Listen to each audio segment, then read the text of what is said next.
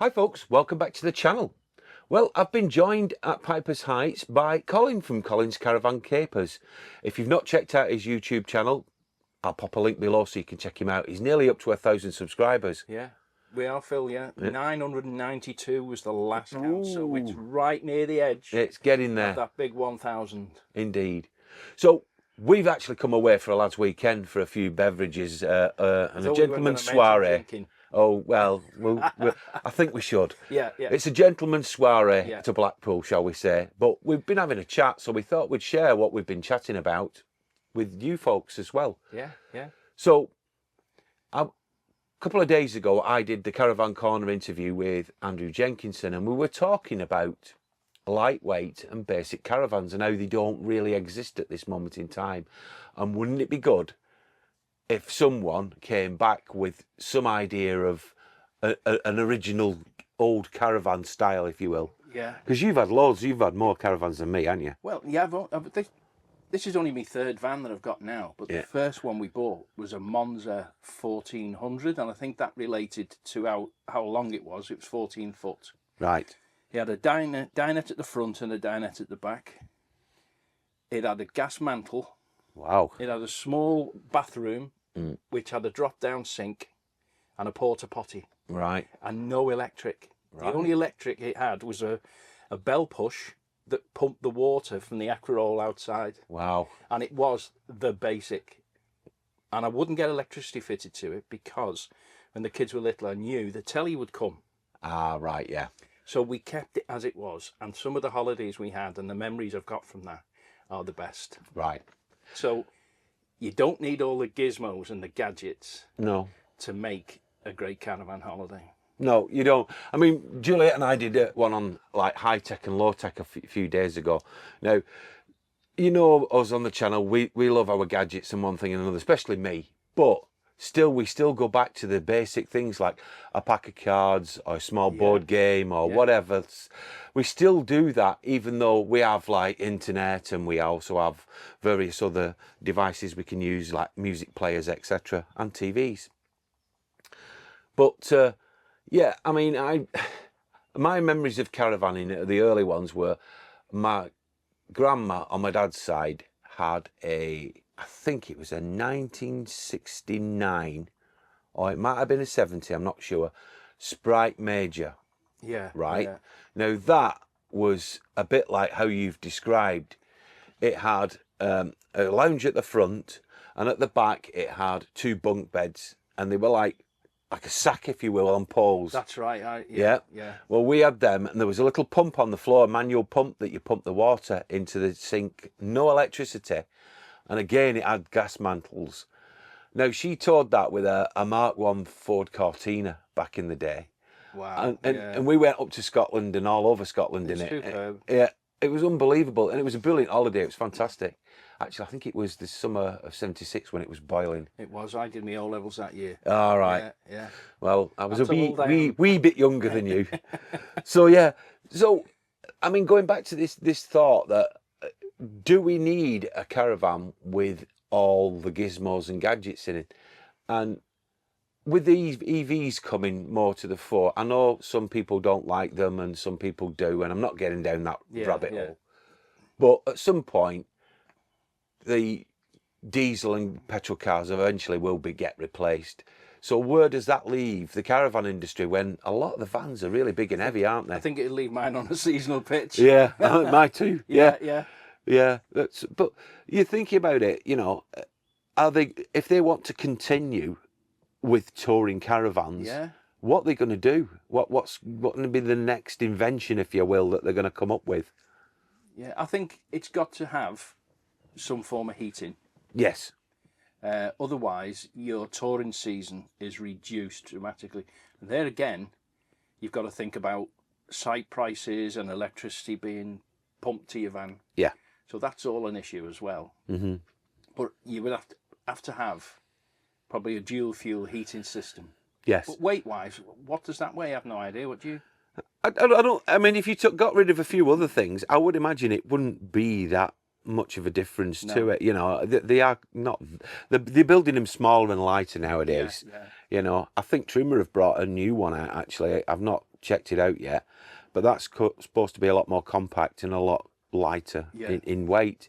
So that might be the new heating system that eventually does filter into the new vans. Yeah.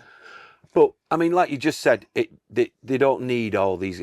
Do you need a microwave? Well, I think that van of ours is 16 years old now.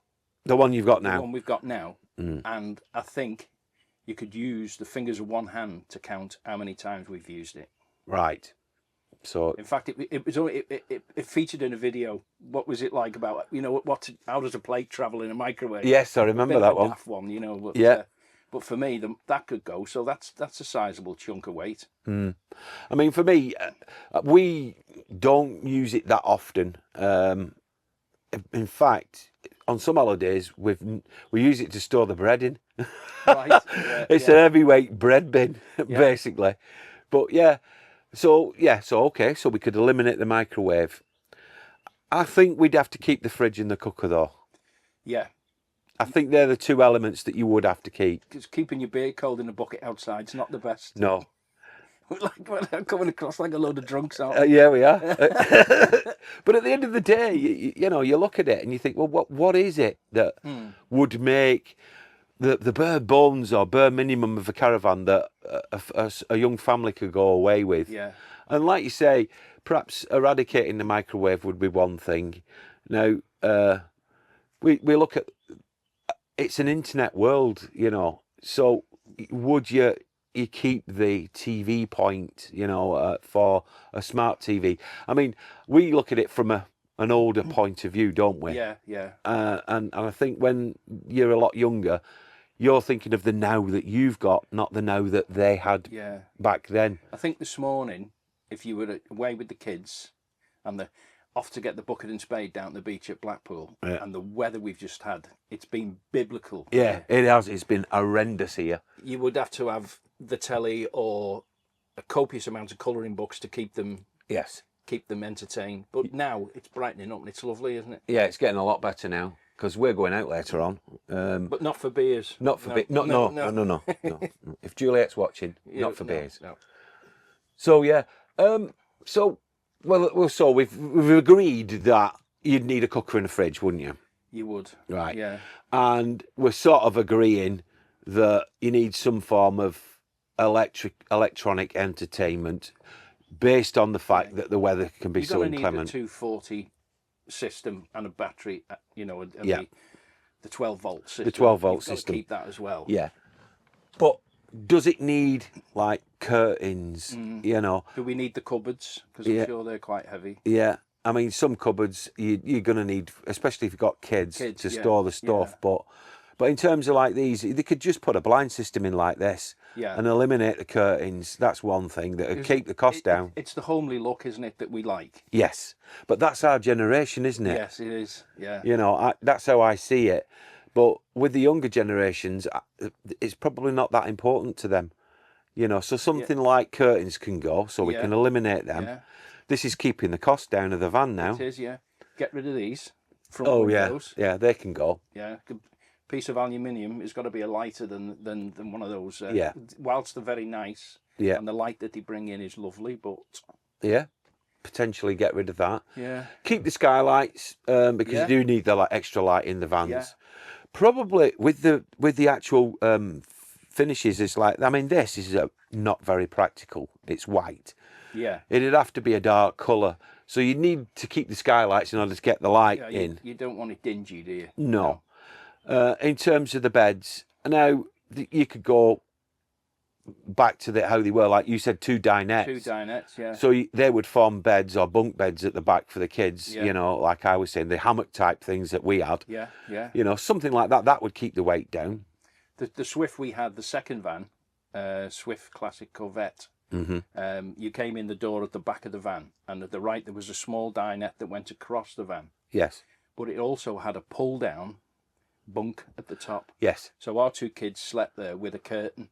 Yeah. And they absolutely loved it. It was like a little den. Yeah. You know? I can imagine. I mean, it's like we we weren't caravanning when our kids were small. To be honest, we took them to statics abroad and one thing and another. Yeah. And then obviously you do the normal beach holidays with the hotel and Yeah. that malarkey. But with Alfie's been with this van since we got it, and he loves it absolutely. I mean, he's 14 now and 6'1" nearly, Yeah. and he still loves it. And he was trying to figure out the other day. He's worried that he might be too actually long for this soon. And I said, well, are you going to stop coming with Grandma and Grandad? And he went, oh no. He said, I'll just curl up. Yeah. Oh, go on a diagonal. Yeah. So Yeah. he's already thought about that already because he still wants to come with Grandma and Grandad. Well, that's been a worry, that thinking I might not be able to go. Yeah. I might not be able to enjoy the holidays. Probably, yeah. But yeah, and he loves it. He absolutely loves it still to this day. And he's in that sort of grumpy teenage sort of phase, Yeah. you know what I mean? But still likes coming away with Grandma and Grandad, which I'm thrilled. And so is Juliet. So now, what about the bathroom? Here's one for you. Yeah. Now, Do you need one? I don't know. We've got into the mindset, if it is a mindset, that we only use our own facilities. It doesn't matter where we go. I've not been in the bathroom, the shower block here, but I'm sure it's palatial. Oh, yeah, it is. It's lovely. Yeah. But it's just, we just love the bathroom. So for me, Yeah. the bathroom would have to stay, and ours is right across the back with the shower and the basin and the Same as ours. Same as yours, yeah. I'd compromise having one where you step in to like a cubicle with the shower tray and the toilet together. Right. So that's an option. Yeah. But I don't think it would save that much weight though. No. I mean, for me personally, we keep the loo. Yeah. All right. But especially with kids in the night. yeah, exactly. But the shower, I mean, Zunimi uses it now. Yeah. Alfie goes to the block, and so does Juliet. And Zunimi uses it now. So if you wanted to, you could just have it as a vanity sink and a toilet. Eliminate the shower, which would give you room for storage, perhaps. It would. Obviously, the size of the van would be reduced then because you've not Correct. that space in. That's right, yeah. So you could actually eliminate that because every site, more or less these days, unless you're going wild caravanning, which nobody does really anymore, so you'd still use the shower block, you know. Yeah. So is it a necessity anymore? I question whether it is. Yeah. Even though I use mine. Perhaps if they design the van, you could have two levels of the van, one with and one without, and then depending on your tow car and what your preferences were, whether you wanted to use the shower blocks or not, Yeah. you could have that as a bit of an upgrade. Or Because I mean, the overall weight of a van, I would say, would have to be no more than 1,300 kilos. MP. Yeah, that's what you're looking at. Yeah, I think so. It would. You couldn't have it any more than that. I mean, this one's 15, but this was upplated. Yeah. From 1462 to 1500, and but we're like old school, if you will, because we see it differently. I'm convinced personally. I'm convinced the younger ones don't need as much.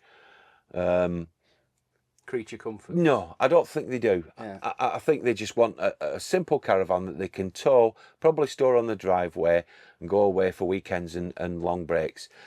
I mean, obviously, you'd need a must with kids anyway, so you'd still get a canopy or an awning, you know. Yeah. But in terms of the van itself, you could still go away in it and use it, but it'd be very lightweight and simple inside.